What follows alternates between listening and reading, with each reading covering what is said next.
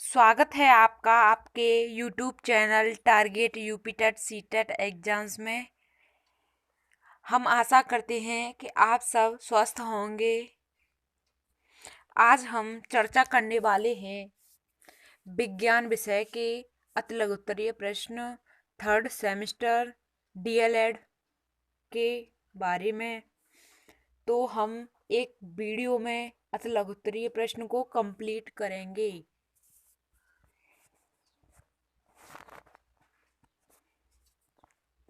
हीरा के उपयोग बताइए। हीरा के दो उपयोग कांच काटने में और आभूषण का निर्माण करने में। मरूदभेद पौधे जैसे नागफनी की पत्तियां किसमें परिवर्तित हो जाती हैं? कांटों में। जीवाणुओं के द्वारा होने वाले रोग कौन कौन से हैं? टीबी, ट्यूबरकुलोसिस, टाइफाइड यानी कि लेप्रेसी, कॉलरा। नींबू का सिट्रिक कैंसर कौन सा रोग उत्पन्न करता है? जीवाणु ज़ैंथोमोनास सिट्री। दूध को दही में बदलने वाला जीवाणु कौन है? लैक्टोबैसिलस जीवाणु दूध को दही में बदल देता है। लाभदायक जीवाणुओं के नाम बताइए। राइजोबियम, लेग्यूमिनोसेरम, नाइट्रोसोमोनास और नाइट्रोबैक्टर और लैक्टोबैसिलस। सूक्ष्म जीवों का अध्ययन विज्ञान के किस शाखा के अंतर्गत करते हैं? सूक्ष्म जैविकी यानी कि माइक्रोबायोलॉजी शाखा के अंतर्गत सूक्ष्म जीवों का अध्ययन करते हैं। सूक्ष्म जीवी जैविकी के पिता कौन हैं? सूक्ष्म जैविकी के पिता हैं एंटनी वान ल्यूवेनहॉक सूक्ष्मजीवी के पिता हैं। विषाणुओं वायरस द्वारा होने वाली बीमारियां कौन कौन सी हैं? पोलियो, एड्स, डेंगू ज्वर, इन्फ्लुएंजा, चेचक, छोटी माता, ग्लासोन, खसरा, टेक्रामा, पीलिया, हेपेटाइटिस आदि। सरल लोलक के डोरी की प्रभावी लंबाई एल एवं गुरुत्वीय त्वरण जी में संबंध बताइए। टी बराबर 2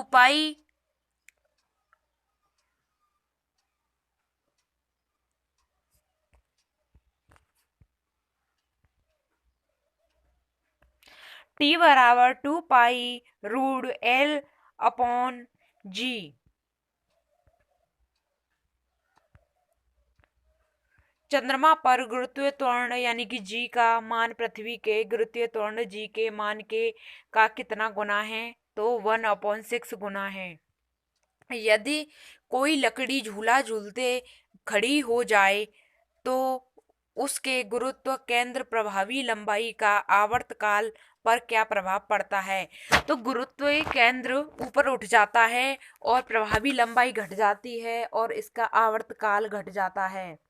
यांत्रिक तरंगें कितने प्रकार की होती हैं? तो यांत्रिक तरंगें 2 प्रकार की होती हैं, अनुदैर्ध्य तरंग, अनुप्रस्थ तरंग। अनुदैर्ध्य तरंग किसे कहते हैं? अनुदैर्ध्य तरंग जब तरंग गति की दिशा माध्यम के कणों के कंपन करने की दिशा के अनुदिश या समांतर होती है तो ऐसी तरंगों को अनुदैर्ध्य तरंग कहते हैं। उदाहरण है ध्वनि अनुदैर्ध्य तरंग का एक महत्वपूर्ण उदाहरण है। अनुप्रस्थ तरंग किसे कहते हैं? जब तरंग गति की दिशा के माध्यम के कणों के कंपन करने की दिशा के लंबवत होती है तो इस प्रकार की तरंगों को अनुप्रस्थ तरंग कहते हैं। हम आपको बता दें कि डीएलएड थर्ड सेमेस्टर की एग्जाम मार्च के सेकंड या थर्ड वीक में होंगी। चुनावी माहौल की वजह से एग्ज़ाम को कैंसिल कर दिया गया था और एग्ज़ाम आपके 9 फरवरी से होने वाले थे। उसके बाद में चुनाव की प्रक्रिया शुरू हो गई थी 10 फरवरी से, तो उसका रिजल्ट 10 मार्च को आने वाला है। तो मार्च की सेकंड या लास्ट, थर्ड या फोर्थ, यानी कि लास्ट में आपके एग्ज़ाम करा लिए जाएंगे।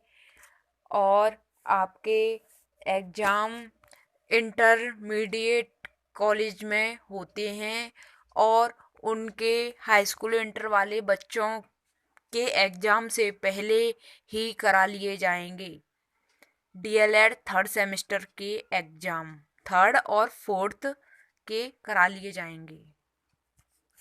और 2021 वाला बैच है जो उनके फर्स्ट सेमेस्टर के एग्ज़ाम, थर्ड सेमेस्टर एग्ज़ाम होने वाले हैं, इनके बाद में कराए जाएंगे, समथिंग अप्रैल या फिर मई में कराए जाएंगे।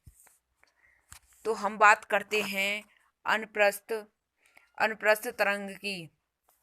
तो जब तरंग गति की दिशा के माध्यम के कणों के कंपन करने की दिशा के लंबवत होती है, इस प्रकार की तरंगों को अनुप्रस्थ तरंग कहा जाता है। ध्वनि किस प्रकार की तरंग का उदाहरण है? ध्वनि अनुदैर्ध्य तरंग का उदाहरण है। श्रव्य तरंग की आवृत्ति बताइए। तो 20 हर्ट्ज से 20,000 हर्ट्ज होती है। पराश्रव्य तरंग की आवृत्ति 20,000 हर्ट्ज से अधिक होती है। जीवों के विलुप्तीकरण का कारण बताइए। जीवों के विलुप्तीकरण के कारण हैं जलवायु परिवर्तन। वहीं जीव पृथ्वी पर जीवित रहते हैं जो अपने आप को जलवायु के अनुरूप संतुलित रख पाते हैं। तो विलुप्त जीवों में गिद्ध, सर्पगंधा आदि जीव हैं। कुक्कुट पालन के अंतर्गत किस जीव का पालन होता है? कुक्कुट पालन के अंतर्गत मुर्गी का पालन होता है। हरित क्रांति के जनक कौन हैं? हरित क्रांति के जनक नॉर्मन ई बोरलॉग हरित क्रांति के जनक हैं। ध्वनि की तीव्रता का मापन किसमें होता है? ध्वनि की तीव्रता का मापन डेसिबल में होता है। प्रतिध्वनि किसे कहते हैं? जब ध्वनि तरंगें दूर स्थित किसी दृढ़ टावर या पहाड़ से टकराकर परिवर्तित होती हैं, तो इस पर परिवर्तित ध्वनि को प्रतिध्वनि कहा जाता है। मधुमेह यानी कि डायबिटीज किस हार्मोन की कमी के कारण होता है? तो डायबिटीज मधुमेह इंसुलिन हार्मोन की कमी के कारण होता है। मधुमेह यानी कि डायबिटीज क्या है? तो डायबिटीज मधुमेह एक ऐसी बीमारी है जिसमें व्यक्ति रक्त शर्करा की मात्रा बढ़ जाती है, यानी कि शुगर की मात्रा इसमें बढ़ जाती है। यह इंसुलिन हार्मोन की कमी के कारण होता है। इंसुलिन रक्त में शर्करा की मात्रा को संतुलित रखता है। अनियमित जीवन शैली से कौन कौन सी बीमारियां हो सकती हैं? मधुमेह, उच्च रक्तचाप और दिल की बीमारी। हृदय की बीमारी तथा उच्च रक्तचाप का कारण बताइए। ज़्यादा वसा का सेवन करना हृदय की बीमारी या उच्च रक्तचाप का कारण बन सकता है।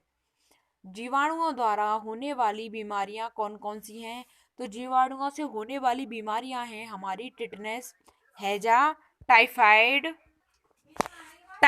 क्षय रोग, डिप्थीरिया, प्लेग और काली खांसी, निमोनिया, कोढ़, गोनोरिया, सिफिलिस आदि हैं। आवर्तकाल किसे कहते हैं? एक दोलन पूरा करने में लगे समय को आवर्तकाल कहते हैं।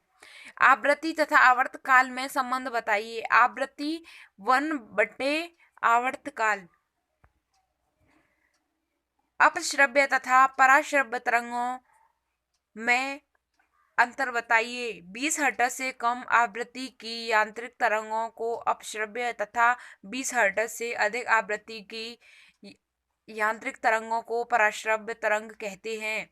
किसी तरंग की आवृत्ति, चाल तथा तरंग दैर्ध्य के में संबंध लिखिए। यदि तरंग दैर्ध्य आवृत्ति n, चाल v तथा तरंग दैर्ध्य अल्फा हो तो चाल बराबर आवृत्ति इंटू तरंग दैर्ध्य, v बराबर n यानी कि तरंग दैर्ध्य।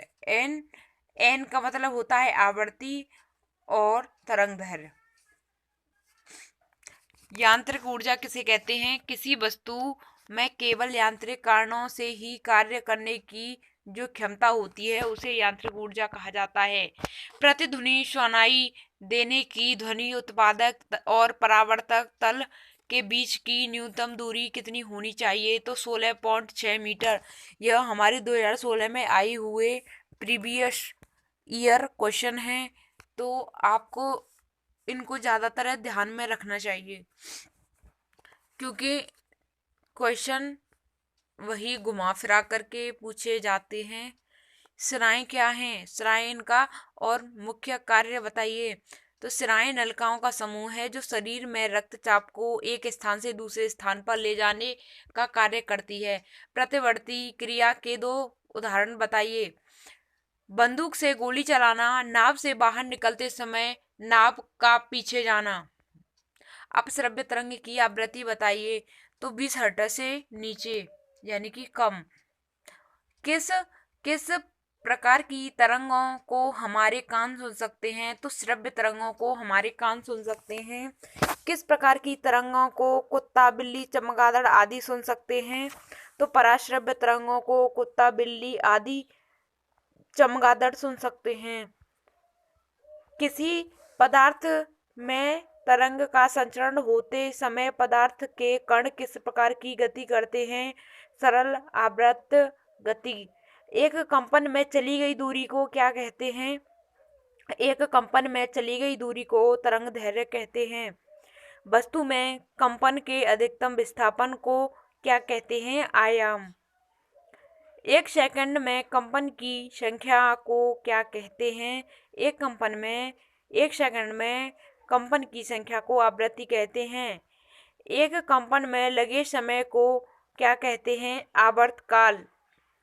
किसी तरंग दैर्घ्य वेग आवर्तकाल में संबंध बताइए। तो तरंग दैर्घ्य बराबर तरंग की चाल गुणा आवर्तकाल। किसी तरंग के लिए उसकी चाल, तरंग दैर्घ्य एवं आवर्तकाल में संबंध लिखिए। चाल बराबर तरंग दैर्घ्य बटे आवर्तकाल। आयाम से क्या अभिप्राय है? कंपन करने वाली वस्तु का अपनी मध्यमान स्थिति से अधिकतम विस्थापन को उस वस्तु के कंपन का आयाम कहा जाता है। इसे अक्षर ए द्वारा व्यक्त करते हैं। इसका मात्रक मीटर है। सूर्य ग्रहण क्या है और यह कैसे होता है? सूर्य ग्रहण पृथ्वी सूर्य के चारों ओर चक्कर लगाती है तथा चंद्रमा पृथ्वी के चारों ओर चक्कर लगाता है। तो इस क्रम को जब सूर्य, चंद्रमा तथा पृथ्वी तीनों एक ही सीध में आ जाते हैं, तो इस प्रकार जब सूर्य और पृथ्वी के बीच चंद्रमा होता है तब चंद्रमा की प्रछाया पृथ्वी पर बनती है। पृथ्वी के इस स्थान से सूर्य दिखाई नहीं देता है और अंधेरा हो जाता है। इस घटना को सूर्य ग्रहण कहते हैं और यह अमावस्या के दिन होता है। प्रकुंचन दाब क्या है? हृदय प्रकुंचन के समय यह दाब अधिक होता है तथा हृदय शिथिलन के समय कम होता है। इसे रक्त का दाब कहते हैं। इसकी दो अवस्थाएं होती हैं। प्रकुंचन दाब यह रक्त दाब की ऊपरी सीमा है जो हृदय संकुचन की अवस्था व्यक्त करती है।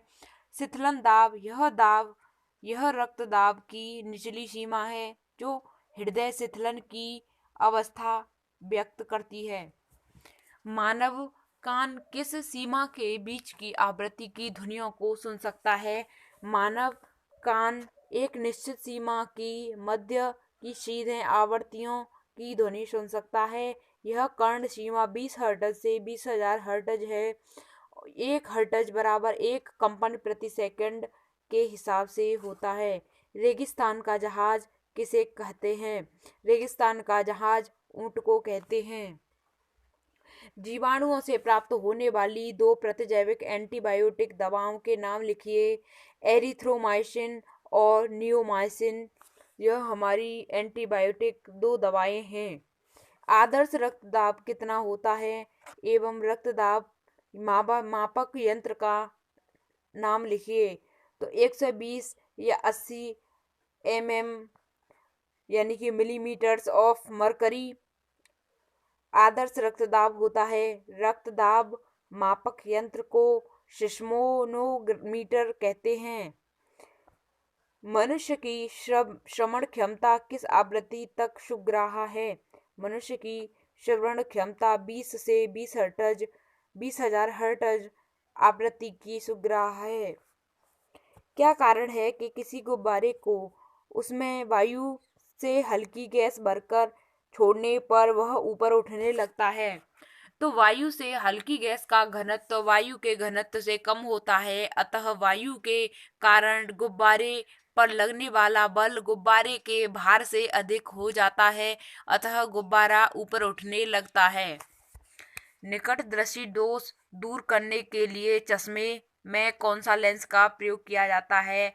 तो निकट दृष्टि दोष दूर करने के लिए चश्मे में अवतल यानी कि कॉनकेव लेंस का प्रयोग किया जाता है। नवीनीकरण ऊर्जा, नवीनीकरणीय ऊर्जा किसे कहते हैं? लिखिए। यह कभी खत्म न होने वाली ऊर्जा है। इसे अन्य ऊर्जा में परिवर्तित कर प्रयोग किया जा सकता है, जैसे कि पवन ऊर्जा, यानी कि यह ऊर्जा कभी खत्म नहीं की जा सकती है। रासायनिक परिवर्तन किसे कहते हैं? लिखिए। रासायनिक क्रियाओं के फलस्वरूप जो परिवर्तन होते हैं वे रासायनिक परिवर्तन कहलाते हैं। रसोई घर में प्रयोग होने वाले द्रवित पेट्रोलियम गैस के रिसाव का पता लगने के लिए उसमें मिलाए जाने वाला पदार्थ के नाम बताइए। द्रवित पेट्रोलियम गैस के रिसाव का पता लगाने के लिए इसमें गंध वाला पदार्थ एथिल मरकैप्टन मिश्रित कर दिया जाता है। एलपीजी मुख्य रूप से ब्यूटेन तथा प्रोपेन गैसों का मिश्रण होती है जो गंधहीन होती हैं। क्रांतिक कोण से क्या अभिप्राय है? लिखिए।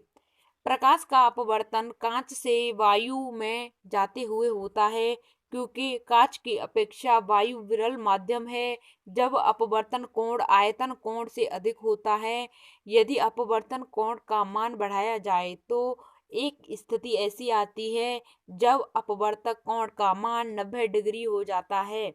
इस स्थिति में अपवर्तन किरण दोनों माध्यमों को अलग करने वाले तल को छूती हुई निकल जाती है। ऐसी स्थिति के आपतन कोण के मान को क्रांतिक कोण कहते हैं। संतृप्त एवं असंतृप्त हाइड्रोकार्बन के मुख्य अंतर लिखिए। संतृप्त हाइड्रोकार्बन में केवल एकल बंध होते हैं, जैसे CH4 यानी कि C और H4। जब असंतृप्त हाइड्रोकार्बन में ट्रिपल बंध या द्विबंध उपस्थित होते हैं, जैसे C2H4 C2H2 C2H4 और C2H2। किन्हीं दो खाने वाले अर्थात सब्जी के रूप में प्रयोग होने वाले कवक के नाम बताइए। तो कैथेरेलस और मशरूम हैं। वर्ण विक्षेपण क्या है? सूर्य का प्रकाश अथवा अन्य किसी स्रोत का श्वेत प्रकाश 7 रंगों से मिलकर बना होता है। प्रकाश की श्वेत किरण को विभिन्न रंगों में विभक्त होने वाली क्रिया को वर्ण विक्षेपण तथा विभिन्न रंगों के समूह को वर्ण क्रम कहते हैं। इसमें रंगों का क्रम निश्चित रहता है।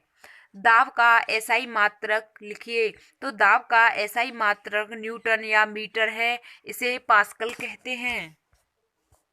कोल गैस क्या होती है? Coal gas hydrogen, carbon monoxide, methane, ethylene, acetylene आदि का मिश्रण होती है। कोल गैस कार्बन तथा प्रदीप्त के रूप में प्रयुक्त होती है। गैस में उपस्थित असंतृप्त हाइड्रोकार्बन के जलने से प्रकाश उत्पन्न होता है। रेल की दो पटरियों के बीच में थोड़ी जगह क्यों छोड़ दी जाती है? तो रेल की पटरियों के बीच में थोड़ी जगह इसलिए छोड़ी जाती है क्योंकि गर्मी के मौसम में अधिक गर्मी होने से लोहा गर्मी पाकर फैल जाता है। वायुमंडल में कार्बन डाइऑक्साइड की मात्रा बढ़ने पर क्या होता है? तो वायुमंडल में कार्बन डाइऑक्साइड की मात्रा बढ़ने पर जीवों की समाप्ति हो जाएगी। जड़ किसे कहते हैं? पौधों में पाई जाने वाली जड़ें कितने प्रकार की होती हैं?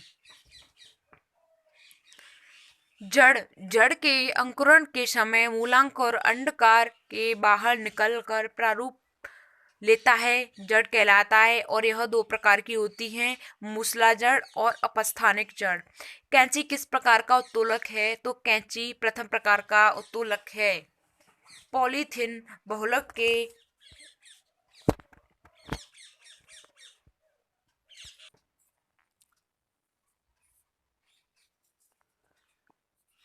पॉलीथीन बहुलक के दो उपयोग लिखिए। पॉलीथीन का उपयोग वस्त्र, धागे तथा दरियों बनाने में प्रयोग किया जाता है। दृष्टि दोष दूर करने के लिए चश्मे में कौन सा लेंस का प्रयोग करते हैं? तो दूरदृष्टि दोष को दूर करने के लिए हम उत्तल लेंस का प्रयोग किया जाता है। कौन सा जंतु मरुस्थलीय वातावरण के लिए अधिक उपयुक्त होता है और क्यों? ऊंट मरुस्थलीय वातावरण में अधिक उपयुक्त होता है क्योंकि ऊंट को रेगिस्तान का जहाज कहते हैं। दूरस्थ शिक्षा किसे कहते हैं और उदाहरण द्वारा स्पष्ट कीजिए। तो दूरस्थ शिक्षा वह शिक्षा है जिसमें छात्र घर बैठे विषय वस्तु का अध्ययन कर सकता है, इंटरनेट के माध्यम से, पुस्तकों या टेलीविजन आदि के माध्यम से करते हैं। उदाहरण है एनसीईआरटी द्वारा प्रस्तुत विज्ञान शिक्षा कार्यक्रम ज्ञान दर्शन, टीवी पर विभिन्न प्रोफेसर गण के माध्यम से दिखाया जाने वाला दूरस्थ शिक्षा का उदाहरण है। प्रौद्योगिकी किसे कहते हैं? तो प्रौद्योगिकी विज्ञान के नियमों का वह सिद्धांत है जिनके अनुप्रयोग से मानवीय हित में संसाधनों का निर्माण ही प्रौद्योगिकी कहलाता है। स्टील के उत्पादन में अग्रणी कारखानों किन किन शहरों में हैं? तो हमारे स्टील के उत्पादन के कारखाने राउरकेला, भिलाई, जमशेदपुर और दुर्गापुर आदि शहरों में हैं। जल शक्ति के विभिन्न विद्युत बनाने के लिए इलेक्ट्रिक पावर स्टेशन कहाँ हैं? यानी कि जल शक्ति के विद्युत बनाने के लिए हाइड्रो इलेक्ट्रिक पावर स्टेशन कहाँ हैं? तो इनके स्टेशन हैं रिहंद में। कोयले से विद्युत बनाने हेतु नेशनल थर्मल पावर कॉरपोरेशन के पावर स्टेशन कहाँ स्थित किए गए हैं?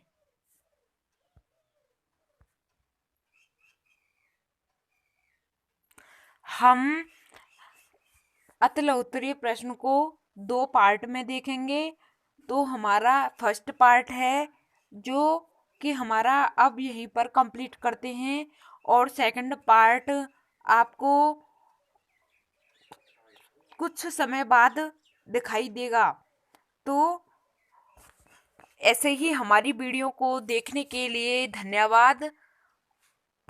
आप हमारे चैनल से ऐसे ही बने रहिए और हम आपको अच्छे तरीके से पढ़ाने का, आपको अच्छे से समझाने का प्रयास करेंगे।